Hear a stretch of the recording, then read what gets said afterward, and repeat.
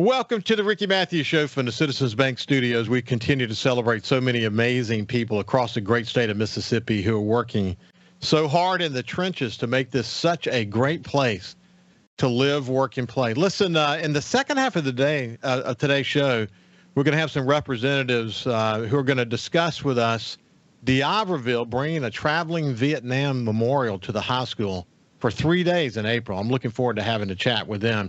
But for the first half of the show, I'm really thrilled when I saw his name pop up on the guest list. My friend, Representative Manly Barton, who is up in the Mississippi Legislature, and they're hard at it as we speak. But Manly, how you doing? Thanks for joining me, my friend. I'm good. We're nearing the end of the session, so things are really busy, and we're actually going in. They're in the chamber as I speak. They just went in at 10 o'clock. And they're going to be handling some bills on the floor today. Don't have a lot of bills left, but we do have a good many bills that are still in conference. And so they'll be bringing those conference reports out as they finish them. So but it's a busy time. Hey, listen, I would be remiss if I didn't mention, especially given that I just mentioned that a traveling Vietnam memorial is coming to D'Iberville for 3 days in April, that you are a U.S. Army veteran. You received a Purple Heart and a Bronze Star of Valor and a Bronze Star of Meritorious Service. So let's see, Army Air Medal and an Army Commendation Medal while serving in Vietnam in 1969 and 1970. You served with the 227th Assault Helicopter Battalion, 1st Air Cavalry Division. And you and I have had long conversations about that. But it's amazing to me, Manly, that after all your public service, 3 terms on the as the county on the county board of supervisors in Jackson, and so on, your enormous number of opportunities to give back to the community, that you're still swinging, man. You're up there in Jackson doing what you do, and you judging by the look on your face, there's no sign of you wanting to throw in the towel anytime soon. Well, people will mention every once in a while, you're still at it, and you still seem to be enjoying it. And I really do. I enjoy, to some degree, I enjoy the camaraderie that's here. You get to know literally people from all over the state. And look, some of the best friends I probably ever made in my life, I have made in the last 16 years up here. Great people. A lot of people are here, in my opinion, for the right reasons, trying to make a difference, trying to look at issues. And I made a comment just the other day. There was a speech that Benjamin Franklin gave. This goes back to the 1787 Constitutional Convention. Just before the vote, he gave a speech trying to encourage people to vote for it. And he said, look, everything in here I don't like. There's things in here I just don't like. I wouldn't do it this way, but that doesn't necessarily mean I won't like it in the future.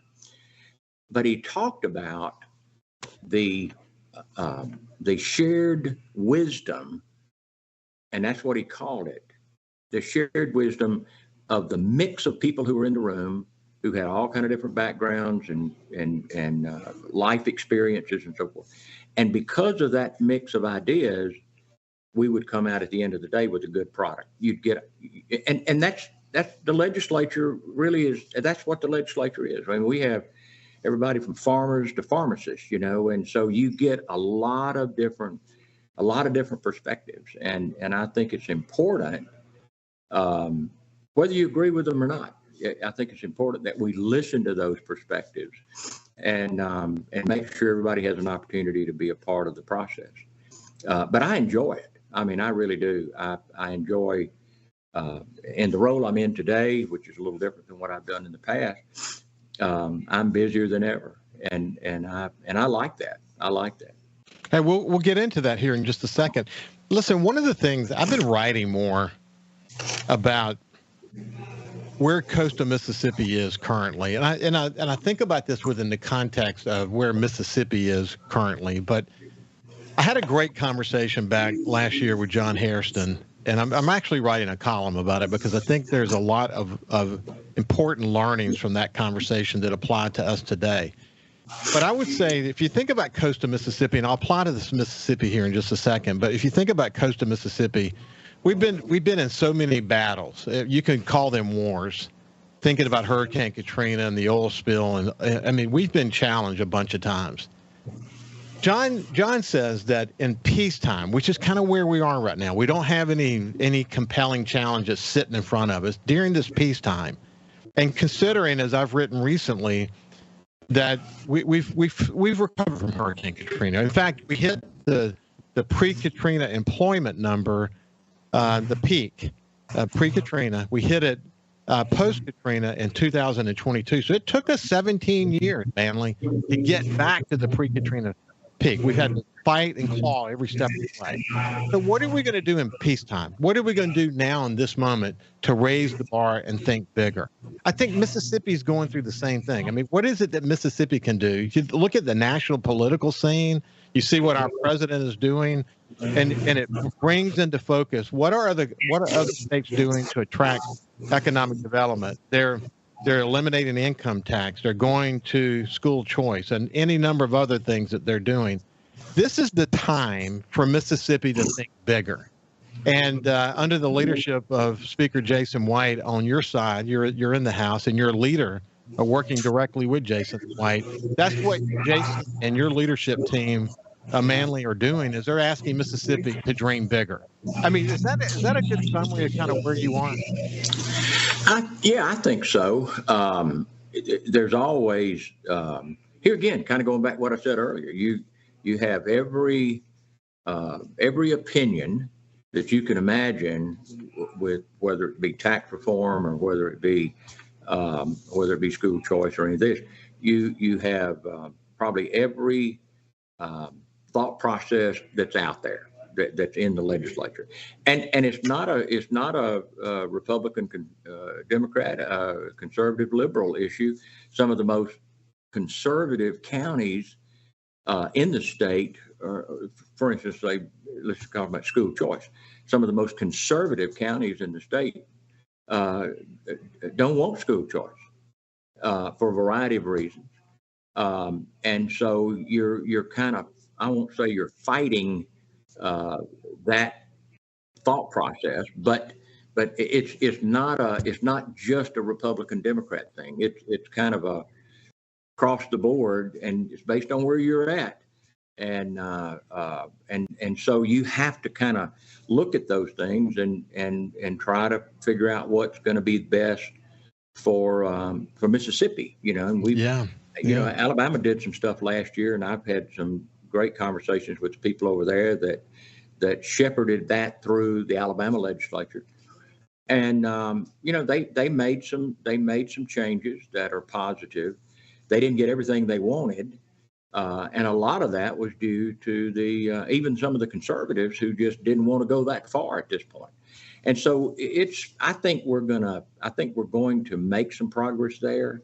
It just may take a little while. It's kind of like we do with everything.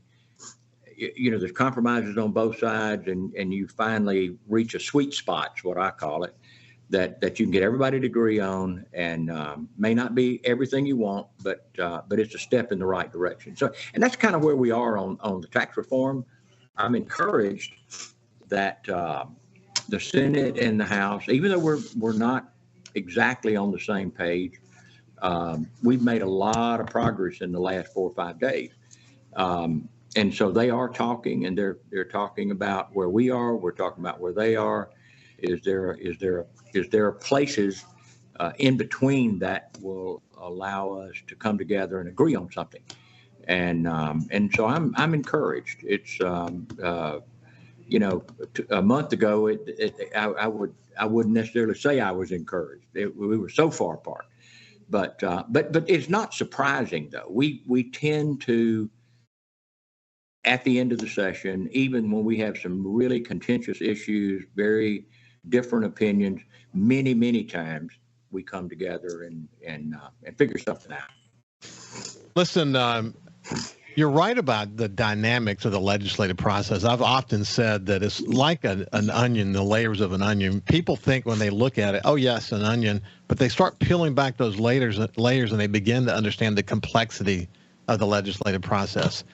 It could be a lot about some horse trading that happens, or feedback that they're getting from their local areas, or maybe just a gut feeling, or maybe they've done their homework, and as much as it sounds like they should be for it, they're not for it. There could be a lot of reasons. I mean, and we can never assume we know how it all plays out. One comment I'll make about school choice, I'll make it on the other side, but we're having a terrific opportunity to visit with Representative Manly Barton. He's actually a leader, and we'll remind you what his leadership role is in Mississippi's House of Representatives when we get back on the other side, but we'll see you after this break. Welcome back to the Ricky Matthews Show from the Citizens Bank studio. We're visiting with my friend, the Representative Manly Barton from the Mississippi House of Representatives. And listen, one other quick point I want to make. Let's just take school choice as an example. You think about President Trump talking about eliminating the Department of Education and all the discussion around that. Usually when he talks about that, he follows with, we want school choice. Okay, that's just almost every time he mentions it, he also mentions school choice. And there's been, certainly in the states that surround Mississippi, big progress in those states. You would think with that sort of national momentum that it would be super easy for Mississippi just to get on that bandwagon and move forward, but it doesn't necessarily work that way. And you mentioned a couple of conservative members and maybe even more than that. But what happens is over 51% of Mississippians live in rural areas. So a lot of the senators and representatives that come from those rural areas, they know the school boards. They know the superintendent of education. They're their friends. They go to church together. They have deep personal relationships. And it's easy sometimes to say that the momentum is headed towards something like school choice without recognizing that it affects a lot of people when you go, and these legislators are going to hear from their friends, and it makes it not a slam dunk. That's just the reality of the legislative process. But that's true, isn't it, Manly? It is. And when you start, it's kind of like you were talking about earlier about the onion and peeling back the layers. When you start looking at school choice, well, there's a half a dozen different varieties of school choice, including universal school choice, that people go wherever they want to go, or something as simple as just public to public, where a student in one public school can go to another public school.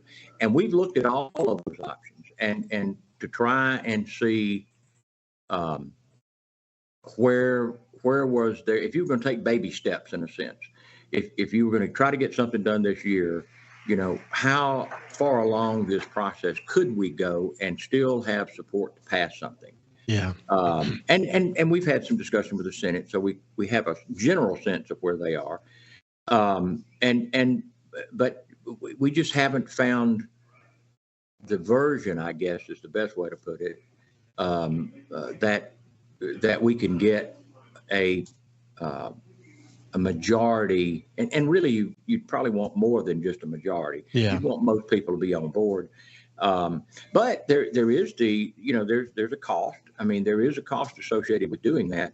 And in the universal school choice, the cost of the state of Mississippi approaches $500 million additional money that we're not spending today. So it affects the budget. So there's some people who have a little concern about that, maybe more than a little concern about the money aspect. And then you go all the way back down to the easiest, simplest thing to do is just allow a student to transfer from one public school to another public school. And the receiving public school would have to accept them. They'd have to say, okay, we'll take you, and they can set up their own rules about how they do that. Under the current system, if somebody wants to do that, the school they're wanting to leave has veto power. They can say, we're not going to let you go, even though the other school will let you come. Well, we just wanted to make a small change to take that veto power away so that a student could transfer if they wanted to a school that was willing to accept them. And that didn't go anywhere either. So we have looked at the hard stuff all the way back to something that ought to be easy, and trying to take maybe a few baby steps to just get something going. And you just like you say, we passed some of that stuff in the House, and it never came out of committee in the Senate. But Well, we've often said that it's hard to get anything done in an election year. And as you and I were chatting before the show started, this is not technically a full-scale election year, but because of the federal court-ordered redistricting that is required, some legislators on the House and Senate side are going to have to go, run for election again. And that creates another dynamic to the whole discussion, because the other thing you pointed out, a lot of the easy stuff's been done. If it's a state like Mississippi that's trying to advance the ball, lots of these issues are hard. I mean, think about tax reform by itself. My goodness. With PERS and funding MDOT and all the stuff that's swirling around this, wanting to reduce grocery tax and so on, it's complicated, buddy. There's nothing we're doing that's easy right now. That's true. And yesterday we passed another version of the House tax package with some minor changes in it from what we passed early in the session. And I started getting phone calls late yesterday afternoon mainly from county supervisors and tax assessors and so forth. Hey, you're going to kill us with this, da da da da. So I had to kind of sit down and explain to them. And you and I probably have talked about some of this stuff in the past, but homestead exemption. So homestead is a little complicated, and most people, they know if they have homestead, but they don't know that there's actually several versions of it out there, and how old you are kind of determines where you fall. Well, a lot of under the tax plan that we passed initially, there were, it really didn't help. Or at least not very much, other than maybe grocery tax, did not help senior citizens. Yeah. And so there was some, there's people said, well, what's in it for me? And that's a lot of give and take. Well, that's reality. Yeah. And so Trey and his group sat down and they did some stuff. And so what they did, one of the things that we had, I'll say it, we didn't take into consideration was, because it was in a different code section, but the general sales tax is 7%. The use tax, which is internet sales tax, it was at 7%. Well, they raised the sales tax from 7 to 8. That's where we are now. They had originally said maybe 8.5, but they lowered it to 8. But then they raised the use tax to 8. We didn't catch that to begin with, and so it's now it will be the same as everything else, and it should be. But what they did was they created a special fund, and that extra 1% of sales tax from the use tax, which will generate about $90 million a year, is going to go into a special fund to give a $200 tax credit to every senior citizen who pays property taxes. So if you own a piece of property and you're in a house on the Gulf Coast or wherever in the state, you get your tax bill at the end of the year, even though you have homestead, you're going to get an additional $200 off of your tax bill, and that'll help every senior in the state practically. So it really will. So that's a good thing that we've added. It's in talking with the people that I talked to yesterday, and even as late as this morning, tax assessors on the coast. It is an appropriation in the sense that the state will have to appropriate the money to give back to the counties to make them whole, because the counties will not have to eat that. The state will take that on, but we're actually creating a fund that will be from that internet sales tax that will actually have a fund out there to pay the counties back. So they were very pleased that there's actually going to be a source of revenue to pay the counties back, because we didn't want the counties to lose any money, and we are trying to help the seniors in this particular process. So there's a lot of moving parts in this tax plan. One of the reasons that I would say the tax plan includes everything from income tax elimination to things like this, generating that. There's an increase, a small increase in gas tax that would go directly to Department of Transportation. But, individually, you might have a hard time getting support for maybe some of these individual pieces of the pie. But collectively, there's some things in there that I'm not real hot about. But I like, there's some other things in there I like a lot, and I'm going to support the whole package. Yeah, hey, listen, we're getting near the end of our time together. I want to point out that we're pre-recording this. By the time this airs, only a couple of things I'm sure will change. Not a lot, but I just want to make that note. Before we get off the phone, before we finish this part of the show, I want to make sure we tell people, remind them specifically what your leadership role is. Tell people about what you do. The leadership role in the House of Representatives, you have the Speaker and the Speaker Pro Tem. The Speaker, obviously, is the Speaker. He's over everybody. I'm the Speaker Pro Tem. You actually get elected by the members first of the term, and then you serve for 4 years as Pro Tem. And in the Pro Tem role, I sit on a variety of committees, from appropriations to rules to management, and I actually chair the Management Committee, who has responsibility for the Capitol. So all the employees, everybody that works in the Capitol building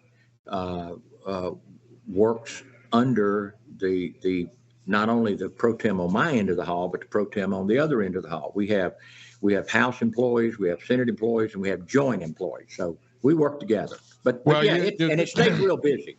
Suffice it to say, you have a significant leadership responsibility, and you're from coastal Mississippi, so you've always got our interest at heart. Representative Manly Barton, it's been a pleasure to spend some time with you, my friend. Thank you for having me. This has been good. You bet. Hey, when we come back, we're going to talk about the Traveling Vietnam Memorial. We'll see you after this.